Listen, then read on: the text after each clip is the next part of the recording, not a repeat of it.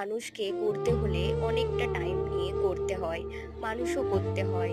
প্রত্যেকটা মানুষেরই জীবনে ওঠাপড়া থাকে, কষ্ট থাকে। তবে এইটা যে একমাত্র সীমাহীন হয়ে যাবে বুঝতে পারিনি।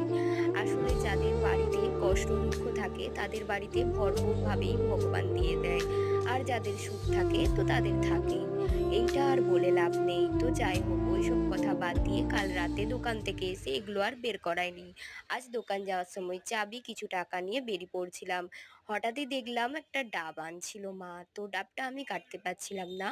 তো ওইটাই আমি মাকে বলছিলাম, তুমি কেটে দাও, আমি খেয়ে নেব। আমি তো কিছুতেই পুরো জিনিস পুরোটা খেতে পারি না। তো মাকে জোর করে অনেকটা খাওয়ানোর পর মা বলল আমি খাবো না। তো কি আর, আমি খেতে বসে গেলাম। তো আসলে জীবনটা অনেকটা কঠিন। সেখানে তোমার ফ্যামিলি ছাড়া তোমাকে সাপোর্ট করার মানুষ খুবই কম থাকবে। যাদের ভাগ্য ভালো তাদের বাইরের মানুষ সাপোর্ট করে।